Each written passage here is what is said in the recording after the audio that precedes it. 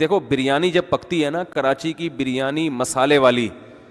اب اس کا میرے بیان کا ایک فائدہ یہ ہوا کہ اب میں جہاں بھی کہیں دعوت پہ جاتا ہوں تو مسالے والی بریانی میرے سامنے رکھی جاتی ہے، بڑا فائدہ، وہ بیان بڑا ہٹ ہوا الحمدللہ، اور اس کا مجھے بڑا فائدہ ہو گیا، ورنہ لوگ سفید چاول لا کے رکھ دیتے تھے سامنے، اب مسالے والی بریانی لا کے رکھ رہے ہیں۔ اب لوگوں سے ایک اور گزارش ہے کہ بریانی آئل میں پکی ہوئی نہ ہو، آپ کبھی بریانی پکانی ہو نا، بڑے گوشت میں پکاؤ، چکن بریانی میں ٹیسٹ نہیں ہوتا، چکن میں ہی نہیں ہے تو اس کی بریانی میں کہاں سے ٹیسٹ ہے؟ ٹیسٹ ہمیشہ یا تو بیف میں یا مٹن بریانی میں ہوتا ہے، بکرے کے گوشت میں یا گائے کے گوشت میں، اور جب گائے کے گوشت میں آپ لوگ بریانی پکائیں تو اس میں سے چربی الگ نہ کریں، صاف ستھرے گوشت کی بریانی اتنی مزے کی نہیں ہوتی، رواج میں پکی ہوئی ہو، تیل نہ ہو اس میں، آئل نہ ہو، یہی رواج ہو، وہ کھاتے ہوئے انسان اس رواج کو بے شک الگ کر دے۔ ارے جب بریانی کھانے کے لیے بیٹھے گا تو گوشت کو بے شک صاف کر دینا، ایک حد تک آئل ہضم ہوگا نا، یہ تھوڑی اب چربیائی صبح شام پھوڑنا شروع کر دے، لیکن اس سے جو ٹیسٹ آئے گا نا بریانی میں وہ ہٹو بچو ہو جائے گا، اور ہضم بھی ہوگی۔ اور بریانی کے چاول میں سیلا چاول استعمال نہ کیا کریں، کیا کیا بتائیں یار لوگوں کو یار، بات سے بات نہیں کر، سیلا چاول یہ تجارت کے پوائنٹ آف ویو سے تو بہت اچھا ہے، کیونکہ سیلا چاول کی شکل بہت اچھی ہوتی ہے، لوگ دیکھ کے کہتے ہیں کیا زبردست اجلے اجلے چاول، کھلے کھلے بالکل، لیکن یہ پیٹ میں جانے کے بعد پتھر بن جاتے ہیں، یہ ہضم نہیں ہوتے، یہ نقصان کرتے ہیں۔ تو ہمیشہ باسمتی چاول میں بریانی بنایا کریں، سمجھتے ہو گے نہیں سمجھتے؟ مسالے دار مسالہ مارکیٹ کا نہ ہو، گھر کا مسالہ ہو، گھر کے مسالے جتنے بھی ڈال دیں گے کوئی نقصان نہیں ہے، مارکیٹ، ابے مجھے خود افسوس ہو رہا ہے کہ کیا لے کے بیٹھا تھا، کیا شروع کر دیا میں نے، سورہ قلم کی آیتیں تھیں، مجھے خود شرمندگی ہو رہی ہے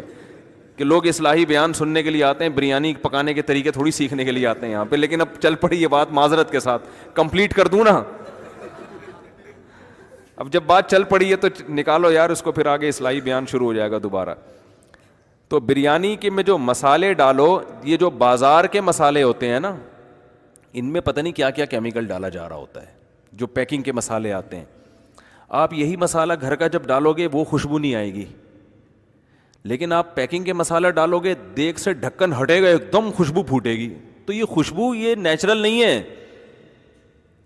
بھائی، وہی مسالہ گھر میں آپ ڈالو گے تو وہ خوشبو آ نہیں رہی ہے، یہ صرف ٹیسٹ کو بڑھانے کے لیے، اور پتہ نہیں کیا کیا کیمیکل ڈالے گی، کوئی ہماری ان پر اعتماد تھوڑی کیا جا سکتا ہے کمپنیوں پر، بھائی یہ پتہ نہیں ہمیں کیا کھلا رہے ہیں، ان کا تو مقصد صرف ٹیسٹ کے لیے ان کو کچھ بھی ملانا پڑے یہ ملا دیں گے، صحتوں سے کھیلتے ہیں یہ۔ ایکسپورٹ جو ہوتا ہے نا مال باہر، وہ الگ چیز ہوتی ہے، جو ہمیں کھلائی جاتی ہے وہ بالکل الگ چیز ہوتی ہے۔ ایک مشہور شربت ہے، جب ایکسپورٹ ہوا تو اس پہ اتنے وہ لکھے، وہ انگور انار کی تصویریں، تو باہر ان کے جو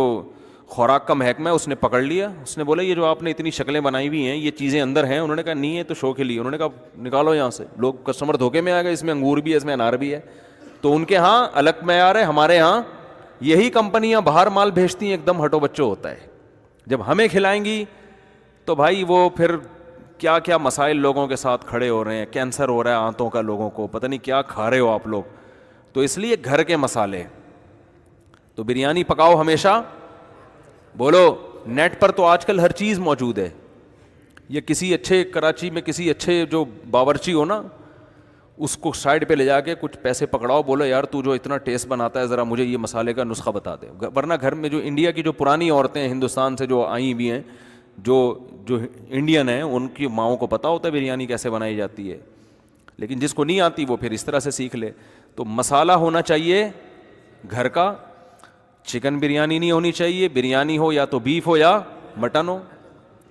اور تیسری چیز اس میں چربی ڈلی ہوئی ہو، آئل نہ ہو، بات آ رہی ہے سمجھ میں،